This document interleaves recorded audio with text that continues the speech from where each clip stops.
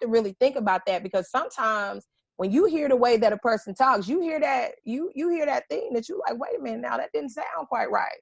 But you don't know that when you see it in a text message. Or it sounded right. And they still didn't need it. It sounded really right. Like, okay, now wait a minute. It leaves too much to the imagination. You got to determine what that means. And you can always be very, very vague in a text, because you can start using text language, because there's some text language that you can use. And if you don't know what that means and you old school, you're trying to figure out what that means, So right now somebody could be like, yo, I'm trying to hook up with you. And they just send you a cucumber, a pickle. And you trying to be like, you want a cucumber? Like, if you don't know what that is, you know what I mean? You're going to be in trouble. Or they send you a big old tongue and you be like, what is that? That's me. I don't know emoji language, right?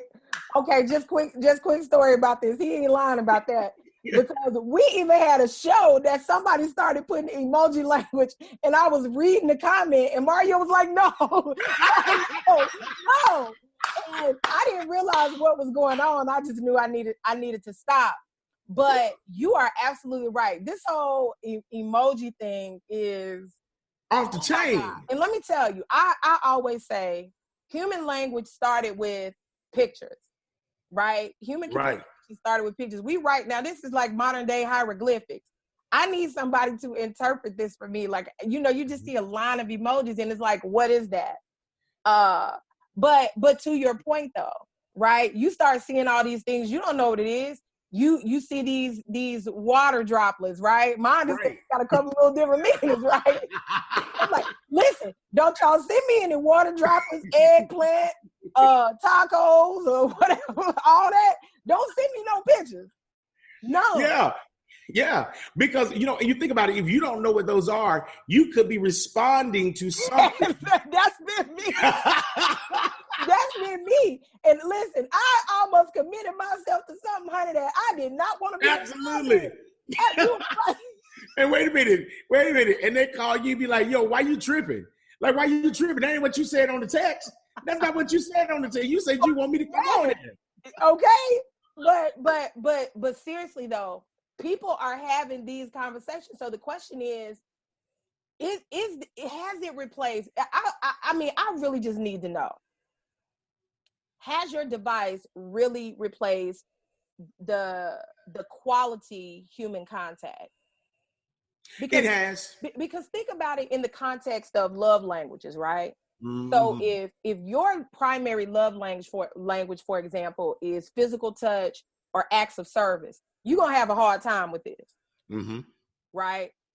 Even gifts to a certain extent, or maybe not, because they can order stuff online and send it to you. But really, I would think like words of affirmation, if that's your love language, then you may be okay if you wake up to hello beautiful and that's all they tell you all day. I mean, that may work for you, right? But if you're a physical touch type of person and you're not where you can have physical proximity to them, a video call or a telephone call is about as close as you can get to that level of touch, because you have the opportunity to connect and engage multiple senses. So again, I think those are going to be the folks that have problems with that. I think if you really talk to a person that has an issue with that, you'll find that their love language is going to push in that way. So I guess that's me, right? Because I don't like no whole bunch of text messaging. Well, listen, and we got to insert this. I had someone in there, I think they were like 56 years old, right? And so they were talking to someone who was 52. And not knowing the game, they received a video, a ping pic, and a video. And that morning they called me. What? A ping pic? Yeah. What is a ping pic? Like a ping pong thing? Y'all see what I'm saying? Y'all see what I have to deal with? I be having to school my friend, y'all. Okay, tell me after the show, y'all. Okay, I'm gonna tell you after the show. Okay. I put out this. It's a picture of their private. So now the thing is to do videos, right? Now she's 56, he's 52, and he's sending her the pic and then the video. And the next morning I get a call at 7 o'clock, like, you need to wake up. You need to wake up and talk to me. These niggas out here crazy. I said, what happened? Tell me, do you know they sent me some pornography over this? You can't put that stuff on my phone. Oh no, the devil is a liar. I told him, no, don't send that stuff over here. Do not send this stuff on my phone. I said, wait, calm down. This is the way it's done now. This is ordinary. This is what people are doing out here. This is what they are doing. This is what they're doing. You gotta wake up and recognize that people do that stuff on a regular. That's how they get messed up. That's not ordinary, y'all. Yes, it is. Please Now tell it me is. that's not ordinary. Yes, that is not ordinary. Yes, ma'am, it is. I need to hear from these people. Y'all need to tell my friend. Listen, please tell me, because here's the thing. Y'all, just tell me if it's ordinary or if you're with me. Because in my life, it is not ordinary to receive private part pictures or private part video. Because it's like, well, what are you videotaping? Like, are you doing something or is it just video? Like, you're doing something. Let me help you. I'm going to paint the picture. You know, they always say I'm the bad guy anyway. Somebody going to paint the picture. Because I believe in order for Blasphemy. Yeah, well, listen. In order for you to be healed, you got to be real. Listen to me. LaTanya, to other people are literally okay sending live video of them masturbating, doing the cucumber challenge. They are sending all kind of pics all day long. And I'm not talking about your husband to your wife or your wife. I'm talking about this is common. This is a common practice. Why do you think that they've had to enact revenge porn laws? Because of that. Because people got videos on somebody else doing something. And when they break up or get mad, they share it. So now the law had to get involved and say that revenge law, I mean, like Rick Ross them and 50 Cent them were involved in that, revenge porn laws. And it's a serious problem because our young people right now, they're having to go through schools right now at the beginning of the school year and deal with sexting, video sharing, and all that. Is that serious? Because it's just normal. You just take your little stuff out, put the camera down there, do your thing, send it out. And it's popular. Old folk are doing it. The old people, the seniors are doing it. They're doing it. It's normal. You know what I mean? And they don't even think about I can't even don't you tell these people that it's normal. It may be popular. It is not normal. That is abnormal to me. Well, see, listen. Absolutely I'm going to be the standard tonight. That's abnormal. Well, listen, let's say this. Because if it's unwanted, it's abnormal. Let me say that now. Now, whatever you do with, not you personally, but whatever a person does with their person, right? If that's what you want to do, then you doing it like that's you. But I think to say that it's normal, like, listen to me, y'all, it ain't normal. So for those of you, if you're preparing to send your video, don't send it to me. I don't know what the cucumber challenge is. So clearly I need to start back watching TV, I guess, because I'm clueless on all of this that you're talking about. Well, listen, okay, so, let's take your point.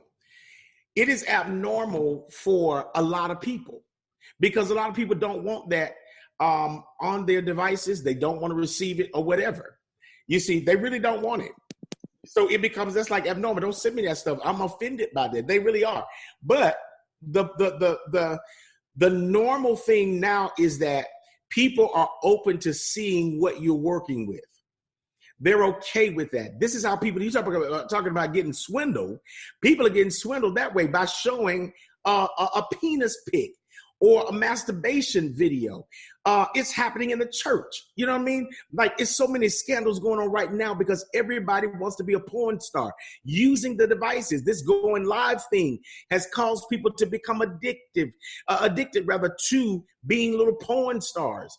And so you get real caught up in that thing where I'm used to going live. So what's a late night? You know what I mean? Some people get a little glass of wine and before you know it, they got the missionary got a video out. You know what I'm saying? The little, deaconess got a video out. You know what I'm saying? Deacon Johnson got the video.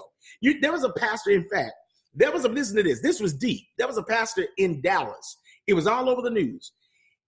Church was over. He left his device on the pulpit. You remember that? The man went and picked it up, and it was a teenager that was sending nudes to the pastor. Okay, so it's normal that even now young people feel like that's okay. Older people feel like it's okay. It's not an age-sensitive thing. It's a desire. It's a getting caught up in the moment kind of a thing. But it's now causing you to, and I want to kind of go back to what we were saying. Does it alienate affection? Because now people can use that as a jump off because they can actually have video of someone doing intimate sexual acts.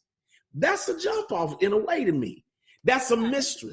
It's just like when people find their way to deal with and utilize porn versus direct contact. Right. You know? And as bad as, this may seem, I kind of caught a visual a little bit when you was talking about, the deacon or whoever that may be doing the videos. I'm just thinking about, y'all got to be careful who y'all let lay hands on you at church. You better believe that. You better check social media and see what them hands was Saturday night. Listen. When I tell you. See what they was doing Saturday night in them inbox. Listen. Absolutely. If I'm at your church and I go out in the spirit, don't you touch me. Do not touch me because I don't know where your hands have been. I'm telling you. And you know what? The thing about it is a lot of people don't really understand the battle that they have. We got a good comment. Go ahead, because I'm with you. I definitely want to hear that. But a lot of people don't understand that the battle that they have starts with that device. That when that alienation starts and you start to feel kind of funny or whatever, like you can just be texting somebody, especially when you establish that it's okay for us to sit on the couch looking at a show and everybody's on their device. Like, it's okay. That's what it looks normal. So you don't really start suspecting anything because you're immersed in the world of cyberspace. And so that's what you're living out of. So it can happen right up under your nose and you don't even know it. What's the comment? So the comment says, and this is speaking to the video and sending things like that. So Kathy says, I don't think it's normal. I actually think it's disgusting. But I do think it's a new norm for some people. And I think that kind of speaks to what you're saying. It is a new norm for some people, but the question is, how do you deal with that in a relationship? Because here's the thing, now you got to talk about that. I mean, you got people that they may have received something that they may not even be dealing with the person. I mean, right. I mean, probably a lot of women, probably now a lot of men can say they get a lot of unsolicited sexual type of pictures in their inbox that they haven't been communicating with people. And so I think from that perspective, yes, people just decide that they're going to send certain videos. I mean, me personally, I just block folks because I don't need to see all of that. It's not something that I'm interested in looking at because I'm on social media for something totally different. But I say all that to say, I mean, it may be that people are on there and that's what they want to see. That's how they get their jollies. Yeah. And it really starts connecting them. Because remember now, think about it. If you're trying to cheat, then this is the beginning of it. I don't have to touch you yet. I don't have to. It's not in some people's mind. I ain't touching. I haven't been with her. She just sent me a pic. She just sent a video. You see what I mean? But it has your attention. And so it has become the new norm. It's a way of introducing a different style of cheating, a different style of alienating you from the person that you are involved with.